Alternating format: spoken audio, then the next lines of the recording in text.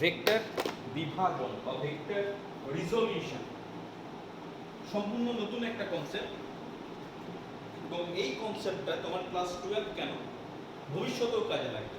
সুতরাং এই ব্যাপারটা খুব ভালো করে বুঝতে হবে যে জিনিসটা কি এবং কিভাবে ভেক্টর বিভাজন করব, প্রসেস দুটোই তোমাকে খুব ভালো করে ধারণাটা রাখতে হবে। Concept is very very important. আচ্ছা, ভেক্টর বিভাজন বলার আগে আমি স্কেলারের ব্যাপারে বলি যে তোমাকে যদি বলা হয়, খুব সিম্পল ভাবে বলছি, যে 2 প্লাস 3 কত হয়, তুমি বলবে 2 প্লাস 3 5 হয়, তাই তো? এই প্রসেসটাকে বলা হয় সংযোজন। আমি এখনো ভেক্টর নিয়ে আলোচনা করিনি, আমি জাস্ট বলছি স্কেলার পদ্ধতি, স্কেলার সংযোজন, অ্যাডিশন, স্কেলার অ্যাডিশন। 2 প্লাস 3 করলে আমি সেটাকে বলবো 2 প্লাস 3 হচ্ছে 5, and that process is scalar addition, scalar যোগফল, সোজা কথা। আচ্ছা, এখন যদি আমি উল্টো ভাবে বলি যে 5 কোন কোন রাশির যোগফল, তখন তুমি ঘুরিয়ে বলবে 5 হচ্ছে 2 প্লাস 3। এই পদ্ধতিটাকে বলা হচ্ছে বিভাজন। দুটো প্রসেস কিন্তু কমপ্লিট উল্টো। ভালো করে বোঝার চেষ্টা করো। যদি আমি বলি 2 প্লাস 3 দেন 5, যদি বলি 5 কোন দুটি রাশির যোগফল, তুমি বলবে 2 প্লাস 3, তাই না? একই রকম ভাবে ভেক্টরের ক্ষেত্রেও কিন্তু এই ব্যাপারটা প্রযোজ্য। কিরকম? তোমাকে দুটো ভেক্টর দেওয়া হলো, suppose A is a vector, B is another vector, তাই না? এবার তোমাকে যদি বলে যোগ করতে, তুমি কি করবে? সামান্তরিক সূত্রের সাহায্যে সামান্তরিক আঁকবে, কর্ণ টানবে, সেই কর্ণটাকে বলবে ভেক্টর দুটির যোগফল। মানে তুমি বলবে A প্লাস B, এই দুটো যদি যোগ করা যায় তাহলে আমি পাবো R। এই জিনিসটাকে বলা হচ্ছে ভেক্টর সংযোজন বা ভেক্টর অ্যাডিশন। ঠিক? তাহলে আগের নিয়ম অনুসারে আমি যদি বলি ভেক্টর বিভাজন, তার মানে কি? তার মানে হচ্ছে তোমাকে একটা ভেক্টর দেওয়া আছে, সেই R, তোমাকে নির্ণয় করতে হবে এই R ভেক্টরটা কোন কোন ভেক্টরের যোগফল। যদি তুমি বার করতে পারো, বা সেই প্রসেসটাকে বলা হচ্ছে ভেক্টর বিভাজন। আবার বলছি, কোন একটা ভেক্টর দেওয়া আছে, তোমাকে দুটো ভেক্টর নির্ণয় করতে হবে যাদের যোগফল হয়ে যাবে R। ঠিক যেমন এই প্রসেসের ক্ষেত্রে যে 2 প্লাস 3 করলে 5, এখানে A প্লাস B করলে R। এখানে আমি বললাম 5 কোন কোন সংখ্যার যোগফল, তুমি বললে 2 প্লাস 3, তাহলে আমি প্রশ্ন করলাম আর এই ভেক্টরটা কোন কোন ভেক্টরের যোগফল। তাহলে সেক্ষেত্রে যে প্রসেসের সাহায্যে বার করবে, that process is called vector resolution বা ভেক্টর বিভাজন, তাই না? বেশ, এবার তোমার এখানে যেটা মনে এতক্ষণ ধরে প্রশ্ন আসছে যে 5, এটা তো একটা স্পেসিফিক 2 প্লাস 3 5, আর কোনো উত্তর হতে পারে না।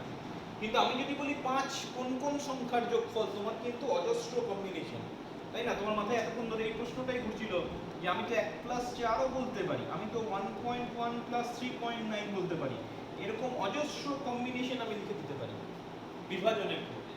তেমনি মনে রাখবে ভেক্টরের ক্ষেত্রেও কিন্তু এরকম অজস্র কম্বিনেশন আমি পাবো।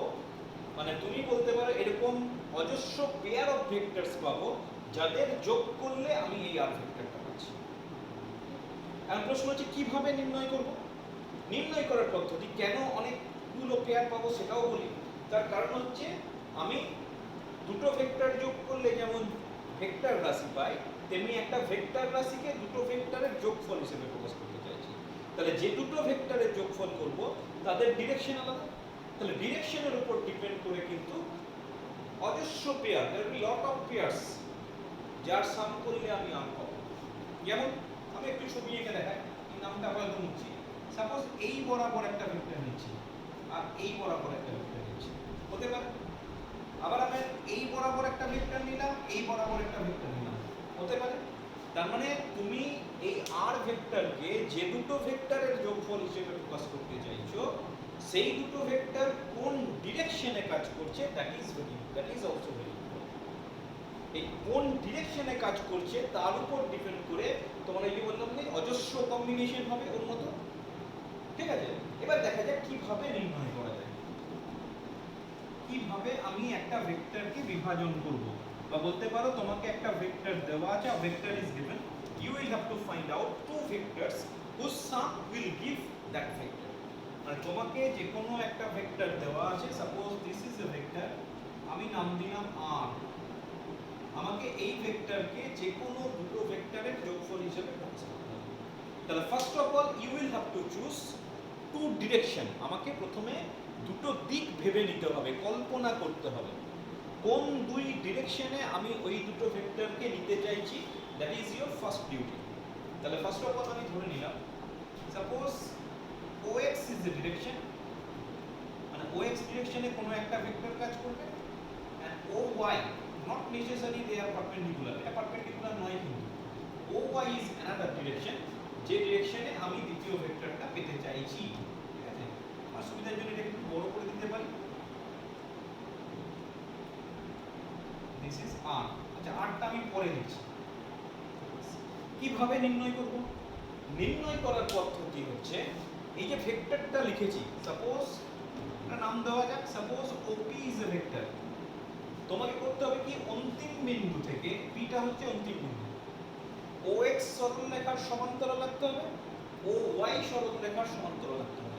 You will have to draw parallel lines with respect to OX and OY from the end point of the vector. তাহলে আমি কি করছি, P বিন্দু দিয়ে OY এর সমান্তরাল টানলাম, তারপর আমি OX এর সমান্তরাল টানলাম। ঠিক আছে, আমি ধরে নিলাম সেটা যথাক্রমে OA এবং A এবং B বিন্দুতে ছেদ করছে।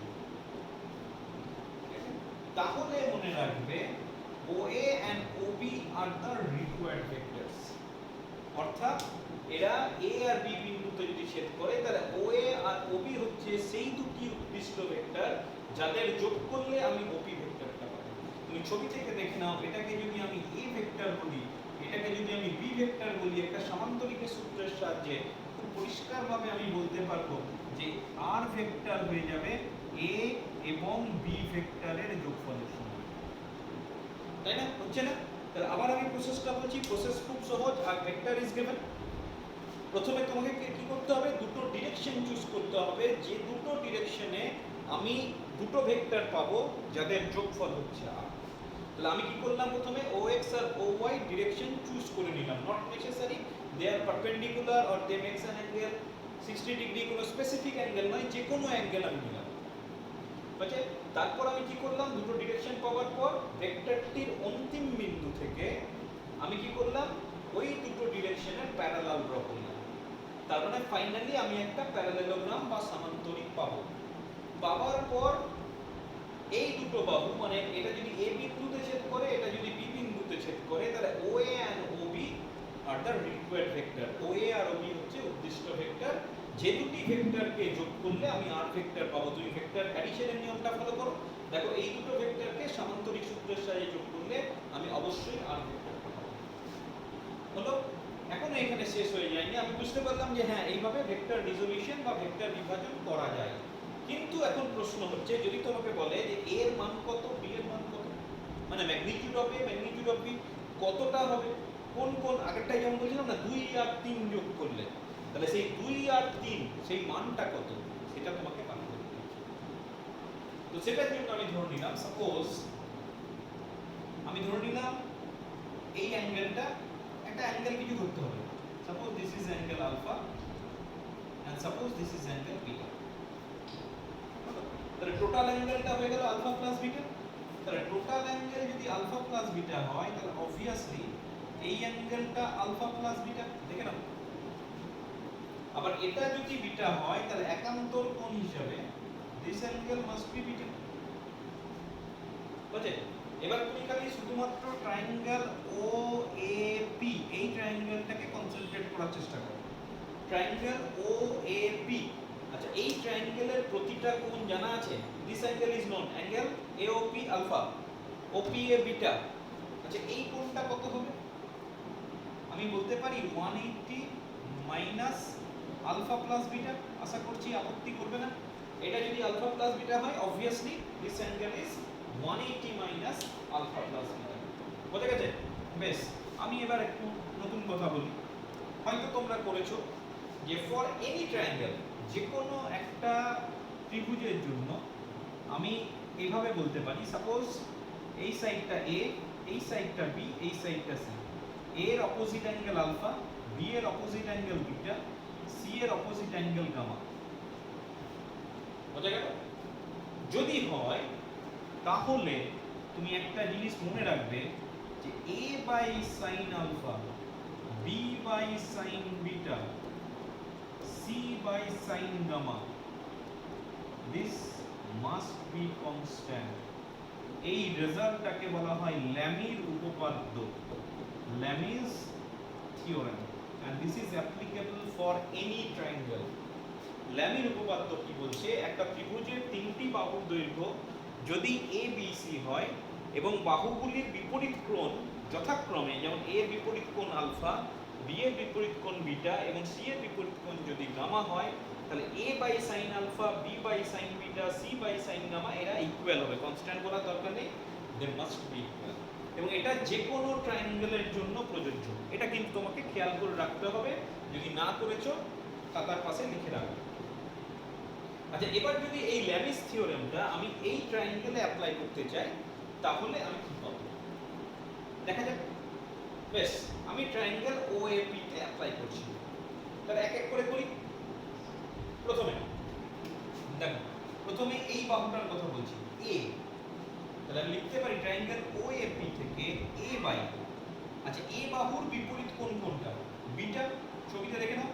তাহলে A by sine beta equal to, এবার B বাহুতে চলে এসো। এটা হচ্ছে B বাহু, এটা B হলে এটা B। আচ্ছা, B এর বিপরীত কোণ কোনটা? আলফা। তাহলে পড়ে থাকছে B বাই সাইন আলফা। আশা করছি বিপরীত কোণের ব্যাপারটা ক্লাস 8 এ ছিল। কোনো একটা বাহুর বিপরীত কোণ কাকে বলে ক্লাস 8 এ ছিল। যদি ভুলে যাও তাহলে একটু বই খুলে দেখে নেবেন। তাহলে B বাই সাইন আলফা। আর 3 নম্বর বাহু হচ্ছে R। R এর বিপরীত কোণ কোনটা? এটা। তাহলে আমি লিখে ফেলতে পারি this is equal to R by sine 180 minus alpha plus theta. দেখো লিখতে পারি ইউজিং ল্যামিস থিওরেম। তাই যদি হয় তাহলে এখান থেকে ইন্ডিভিজুয়ালি A সমান পড়ে থাকবে, আমি এটা নিচ্ছি আর এটা নিচ্ছি, তাহলে পড়ে থাকবে দেখো সমীকরণের সাধারণ নিয়ম অনুসারে এটা equal to R sin beta divided by sine, আচ্ছা 180 মাইনাস থিটা, সাইনের অঙ্কে হয়েছে নিশ্চয়ই এতক্ষণে, 180 minus theta equal to sine theta. তাহলে এটা পড়ে থাকবে সাইন আলফা প্লাস বিটা। এটা পড়েছে না 180 মাইনাস থিটা। এভাবে বলা হয় অল সাইন ট্যান কস। আর 180 মাইনাস থিটা মানে হচ্ছে সেকেন্ড কোয়াড্রেন্ট, সেকেন্ড কোয়াড্রেন্টে সাইন পজিটিভ, তাহলে সেক্ষেত্রে sine 180 minus alpha plus beta sine alpha plus beta. একই রকম নিয়মে যদি আমি b বের করি, মানে এটা আর এটা নিই, এটাকে বাদ দিই, তাহলে পড়ে থাকে r sine alpha divided by sine 180 minus, sorry 180 minus 9 sine alpha plus. ঠিক আছে? তাহলে এই দুটো হচ্ছে ওই বিভাজিত, এগুলোকে বলা হয় উপাংশ, কম্পোনেন্টস। মানে এই দুটোকে যদি আমি ভেক্টর উপায়ে যোগ করি তাহলে আমি r ভেক্টর পাবো। ভেক্টর উপায়ে যেমন তেমন করে না, এই দুটোকে যদি ভেক্টর উপায়ে যোগ করা যায় তাহলে অবশ্যই আমি r ভেক্টর পাবো। তাহলে এটা হচ্ছে ওই ভেক্টর দুটো মান। বুঝে গেল? এতক্ষণ পর্যন্ত যে আলোচনা করলাম যে ভেক্টর বিভাজন কি জিনিস, কিভাবে নির্ণয় করা হয় এবং সেই মানগুলো কত, যেগুলোকে আমি উপাংশ বলছি, what is the magnitude of the components, সেটা হচ্ছে a আর b, সেটাও আমরা নির্ণয় করলাম। ঠিক আছে? এটা পরীক্ষার জন্য ভীষণ ইম্পর্টেন্ট, সরাসরি নির্ণয় করতে দেয় কাকে বলে, এবং তুমি বিভাজিত উপাংশগুলি নির্ণয় করো। Find the resolve component of A vector r that makes an angle alpha in two direction making an angle alpha and beta. আচ্ছা, এটাকে আমি আরেকটু অ্যাপ্লিকেশনটাকে বাড়িয়ে দিই মানে কি, আমি এখান থেকে আরেকটা অ্যাপ্লিকেশন করব, বলছে রেক্ট্যাঙ্গুলার কম্পোনেন্ট। সমকৌণিক বিভাজন যদি করি তাহলে সেক্ষেত্রে কি হবে? সমকৌণিক বিভাজন, রেক্ট্যাঙ্গুলার সমকৌণিক বিভাজন। আচ্ছা, সমকৌণিক বিভাজন মানে কি সেটা আমাকে আগে উল্লেখ করতে হবে। সমকৌণিক বিভাজন মানে আমি যে দুটো ডিরেকশন চুজ করেছি, suppose OX and OY, that must be perpendicular. যদি পারপেন্ডিকুলার হয় তাহলে সেই বিভাজন পদ্ধতিকে আমি বলবো সমকৌণিক বিভাজন। তার মানে ফর সমকৌণিক বিভাজন alpha plus beta must be equal to 90 degree. মানে এই একটা ভেক্টর দেওয়া আছে, আমি আবার ছবিটা আঁকছি। একটা ডিরেকশন যদি আমি এটা নিই সে ও এক্স, তাহলে আরেকটা ডিরেকশন অবভিয়াসলি আমি পারপেন্ডিকুলার নেব ও ওয়াই, এটা হতেই হবে। তাহলে একটা জিনিস খেয়াল করো যে আমি যদি আলফা একটা অ্যাঙ্গেল নিই, আরেকটা কোণ হয়ে যাবে 90 মাইনাস আলফা, তাহলে দুটো কোণ আমার দরকার নেই। এটা আলফা হলে এটা 90 মাইনাস আলফা, আমার আলফা বিটা দুটো কোণ দরকার নেই। আচ্ছা, নির্ণয় করব কি করে? একই রকমের অন্তিম বিন্দু থেকে সমান্তরাল, আর এদিকেও একটা সমান্তরাল, তাহলে এটা হয়ে যাবে এ, এটা হয়ে যাবে বি, আমি এটাকে লিখছি এ ভেক্টর, এটাকে লিখছি বি ভেক্টর, আর এটা ছিল তোমার আর। ঠিক আছে? আচ্ছা, সেক্ষেত্রে আমার এই কম্পোনেন্ট গুলো কিন্তু একটু আলাদা চেঞ্জ হয়ে যাবে। এই যে এ আর বি পেয়েছি, কি চেঞ্জ হবে? আমি আলফা প্লাস বিটার জায়গায় 90 ডিগ্রি বসাবো, তাহলে sin 90 1 চলে গেল। এখানেও একই রকম alpha plus beta 90 degree sin 90 1, তাহলে আমার পড়ে থাকছে a equal to r sin beta, আর এখানে পড়ে থাকছে b equal to r sin alpha. এবার দেখো বিটাটাকে আমি বাদ দিয়ে দিয়েছি, তাহলে বিটাটাকে তোমাকে রিপ্লেস করতে হবে। কি লিখবো? 90 মাইনাস আলফা, তাহলে এখানে পড়ে থাকলো r sin 90 মাইনাস আলফা, তাহলে পড়ে থাকছে r cos আলফা। এই যে রেজাল্টটা পেলাম, এই রেজাল্টটা তোমার পরেও কাজে লাগবে, ক্লাস 12 এ কাজে লাগবে। ভেক্টর বিভাজন বললে এই ব্যাপারটা, মানে এরপর থেকে যখনই দেখবে অঙ্ক আসছে, এটা দিয়ে সরাসরি কোনো তোমার দেবে না, যা দেবে সবই দেবে রেক্ট্যাঙ্গুলার কম্পোনেন্টের বিভাজন। এবার রেক্ট্যাঙ্গুলার কম্পোনেন্টের বিভাজন জিনিসটা আরেকবার ভালো করে বুঝে রাখো। দেখো আর একটা ভেক্টর ছিল, তোমাকে যদি দুটো রেক্ট্যাঙ্গুলার কম্পোনেন্ট বের করতে দেয়, একটা হবে cos আলফা, একটা হবে sin আলফা। কোনটা cos আলফা হবে? যেটা আলফা কোণ করে থাকবে সেটা হচ্ছে cos আলফা, a সমান r cos আলফা। আর যেটা 90 মাইনাস আলফা কোণ করে থাকবে সেটা হচ্ছে sin আলফা। এই ব্যাপারটা তোমাকে খেয়াল রাখতে হবে। আমি আরেকটু অন্যভাবে ছবিটা আঁকি। মনে করো তোমাকে এই একটা ভেক্টর ছিল, সাপোজ p, এবার তোমাকে বললো এই ডিরেকশনে একটা আর এই ডিরেকশন, সরি এই দুটো লম্ব হতে হবে, যে দুটো ডিরেকশন বলছে সেটাকে লম্ব হতে হবে। সাপোজ এই অ্যাঙ্গেলটা বলছে 30 ডিগ্রি, তাহলে কোন কম্পোনেন্টটা কত হবে? যেটা 30 কোণ করবে, যেটা কোণ বলে দেওয়া থাকবে সেটা হচ্ছে cos কম্পোনেন্ট, তাহলে এই কম্পোনেন্টটা হয়ে যাবে cos 30 আর এই কম্পোনেন্টটা হয়ে যাবে sin 30। বুঝে গেল? আবার অন্যভাবে ভাবতে পারো, স্যার এটা তো 30 ডিগ্রি দেওয়া আছে, তাহলে এটা 60 ডিগ্রি, তাহলে 60 ডিগ্রির রেসপেক্টেও কিন্তু তুমি অঙ্কটা করতে পারো।